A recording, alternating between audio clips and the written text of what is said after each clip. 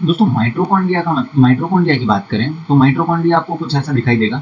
और माइटोकॉन्ड्रिया की बात करें तो इसके अंदर है ना एक, यहाँ पर आप जैसे ही देखेंगे तो कुछ एक ऐसी मतलब जो हमारा कप टाइप फिगर है वो दिखाई देता है। ठीक है, तो आपने ये देखा होगा कि मैं आपको इसको थोड़ा सा ड्रॉ कर देता हूँ। ठीक है, तो इसके अंदर है ना जो हमारा माइटोकॉन्ड्रिया है उसके अंदर है ना मैट्रिक्स भरा होता है। क्या भरा होता है? मैट्रिक्स। और यहाँ पर है ना एक डीएनए भी होता है माइटोकॉन्ड्रिया का, जिसे एमडीएनए कहते हैं। और यहाँ पर है ना कुछ राइबोसोम भी होते हैं। और आपको पता है कि माइटोकॉन्ड्रिया हमारे पावर हाउस की जैसे काम करता है। और पावर हाउस किसका? सेल का। तो इसी कारण है ना इसको आपको, क्योंकि हम आपको एक बहुत अच्छी चीज बताने वाले हैं कि पावर हाउस क्यों कहते हैं, सेल का पावर हाउस माइटोकॉन्ड्रिया क्यों है। तो माइटोकॉन्ड्रिया में क्यों है इसके लिए आपको मैं बताता हूं कि जो हमारा ये यूज करता है ऑक्सीजन और ग्लूकोज का, और उसको उसके माध्यम से प्रोड्यूस करता है एनर्जी। और इसी कारण एनर्जी प्रोड्यूस करने के कारण इसे ना हम एटीपी, एडिनोसिन ट्राइफॉस्फेट के माध्यम से समझते हैं। और एटीपी को है ना एनर्जी करेंसी ऑफ माइटोकॉन्ड्रिया भी कहते हैं। ठीक है, और इसी कारण एटीपी प्रोड्यूस करने के कारण powerhouse of the cells is mitochondria. अब हमारे पास आता है एंडोप्लाज्मिक रेटिकुलम, तो या राइबोसोम। अब हम दोनों को, इनको एक तो अलग अलग पढ़ेंगे और एक दोनों को कंबाइंड पढ़ेंगे, और दोनों के कंबाइंड के साथ वर्क पढ़ेंगे और दोनों के अलग अलग वर्क पढ़ेंगे। तो हमारे पास है सबसे पहले एंडोप्लाज्मिक रेटिकुलम की बात करें तो स्मूथ और रफ। और स्मूथ और रफ की बात करें तो रफ और राइबोसोम दोनों मिलकर, देखिए यहाँ ये तो है हमारा रफ और ये है हमारा राइबोसोम। राइबोसोम दोनों मिलकर क्या करते हैं? प्रोटीन फॉर्मेशन करते हैं। प्रोटीन क्या फॉर्मेशन करते हैं? प्रोटीन फॉर्मेशन करते हैं। अब हम स्मूथ ईआर की बात करें तो स्मूथ ईआर का जो वर्क है वो है लिपिड। किस पर वर्क करता है? ये क्या फॉर्मेशन करता है? लिपिड पर। फिर हमारे पास आ जाता है गोल्जी बॉडीज। गोल्जी बॉडीज की बात करें तो आपको पता है कि हमें कहीं भी आने जाने के लिए किस चीज की चाहिए? बस ट्रांसपोर्ट के साधनों की। बस यही सेल में भी काम करता है। ये ना सेल के अंदर पैकेजिंग करता है। क्या करता है? पैकेजिंग करता है, ट्रांसपोर्ट करता है। और किस ये ना एक प्रोटीन, कहीं ना कहीं प्रोटीन्स का भी थोड़ा बहुत फॉर्मेशन में साथ देता है। तो एक ये है ना हमारा एक एंजाइम का निर्माण भी करता है, वो है लाइसोसोम। लाइसोसोम के निर्माण में ना अपनी गोल्जी बॉडी बहुत महत्वपूर्ण भूमिका निभाता है। और लाइसोसोम का आपको पता होगा कि lysosome suicide bag of cells होते हैं, सेल है। क्या है? Suicidal bag of cell. ठीक है, अब एंजाइम की बात करें तो ये लाइसोसोम क्या है? एक प्रकार का एंजाइम है। क्या है? एंजाइम।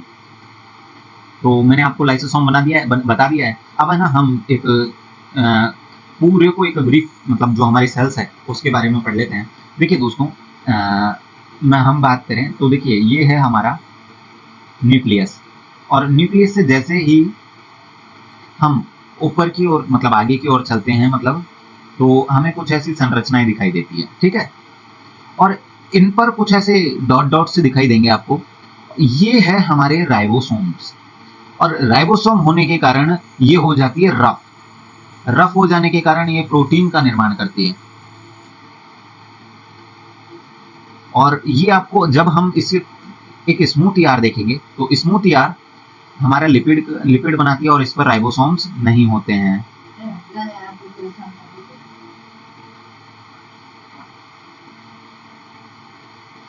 और फिर हम ये ऐसी कुछ, मतलब आपको रस्सी के जैसी कुछ संरचनाएं दिखेगी।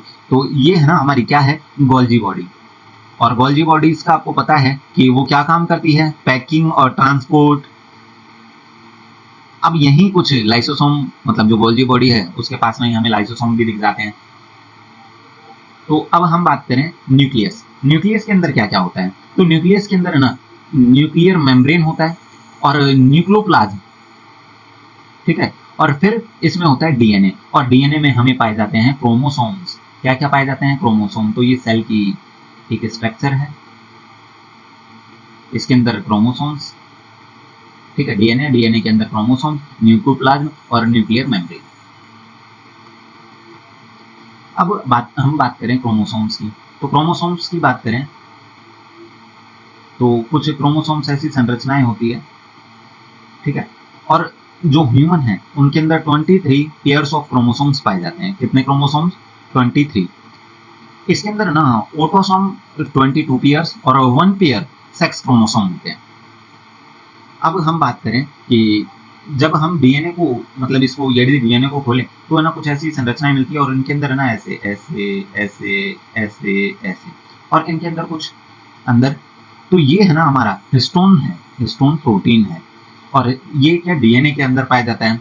अब डीएनए को और अधिक खोले तो हमें मिलेगा कि ये है ना डबल स्टैंड है। कैसा है? डबल स्टैंड हमारा जो डीएनए है वो डबल स्टैंड है। तो और इस डबल स्टैंड के अंदर आप ये देखेंगे यहाँ पर तो कुछ हमें ना प्रोटीन्स का एक निश्चित सीक्वेंस दिखाई देता है और वो है एडेनिन, थाइमिन, साइटोसिन और गुआनिन, ATCG। और AT अपने आप में ना डबल बॉन्ड से जुड़े होते हैं और C और G है ना ट्राई बॉन्ड से जुड़े होते हैं।